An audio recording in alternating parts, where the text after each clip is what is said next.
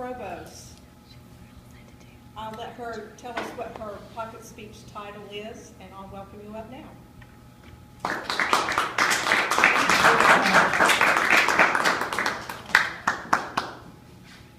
You're standing in the back of the room here, about to give a speech. You're beyond trepidation. You feel the sweat coming down. Anybody else get that hot and cold where you get clammy, heart is just racing, and you feel like you're about to puke. So some nice Toastmaster comes up to you and says, "It's okay, you'll be great. Don't worry about it."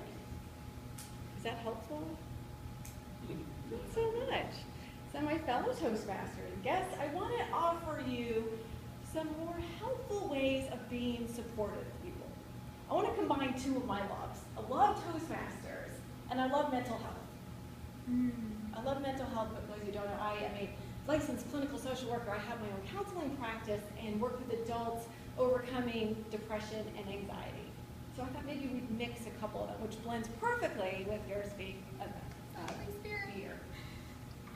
So I hate that bumper sticker. Have you ever seen "I'm too blessed to be stressed"?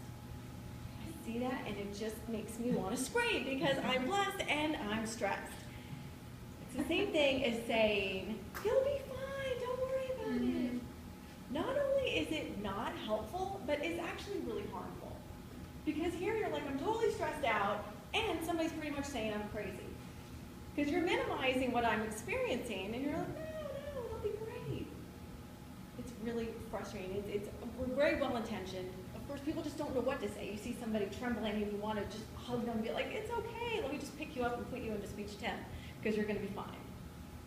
But if you think about in your mind, you have rational side and emotional side. And throughout the day, we're kind of doing this thing subconsciously back and forth, and we can usually kind of hold it together. But anxiety is that extreme emotion.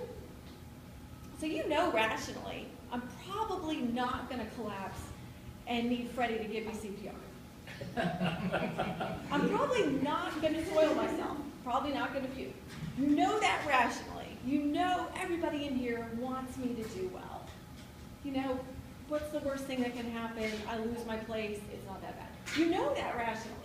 But the emotional side is so far off the spectrum that you're just like in pure anxiety, fight or flight mode.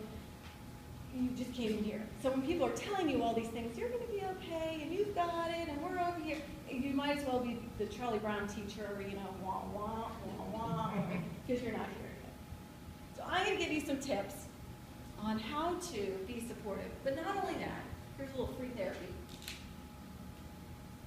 This is also the secret for getting people to do whatever you want. So maybe that's the title of my speech. How to manipulate people.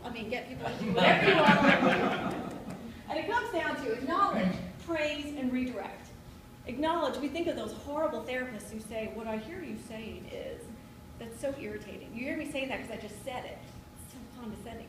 You want to acknowledge what they're saying. You want to acknowledge what they're feeling. Wow, you know, I remember my first speech too. It was horrible. I was sweating it out. I know what you're feeling. Some kind of joining statement, you know, we're talking bridges, not walls. So you want to connect with them and say, "You know what, I get it. It's really hard." Because you don't want to minimize what somebody else is experiencing. Recently, I had a problem with my computer, and I called tech support, and after like half an hour and finally getting somebody, they said, "We're so sorry you have to wait. I know your time's important." I was like, oh, acknowledge, praise, redirect. They just did it on me. It works, because they finally diffused. I was so pissed, and I was about to like yell, and I'm like, okay, well, they understand. So you want to acknowledge, helps them kind of feel heard. You want to praise them. You know what, that is great that you're giving your speech.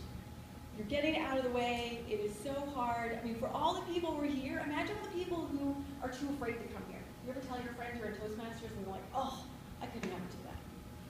So we are the brave ones. We're overcoming the number one fear. So you want to praise them for that. You know what? You're coming up here, you're doing it. Maybe you got signed up by somebody. Maybe you didn't sign up. But at least you stepped up and you're giving the speech. The redirecting part is a little tricky. So redirecting is, you know what, but it's going to be so great once it's done. It's getting their mind off of that, which can be a little hard because when you're totally focused on it's going to be horrible, it's redirecting into, you know, maybe you make it all by yourself. When I gave my first speech, this is what happened, where you try to redirect it into something else. That's how it works when I say manipulating people. When people people try to get you to do stuff. I have a boss who is like notorious for delegating. So I'm like, thank you so much. Thanks for trusting me with doing that.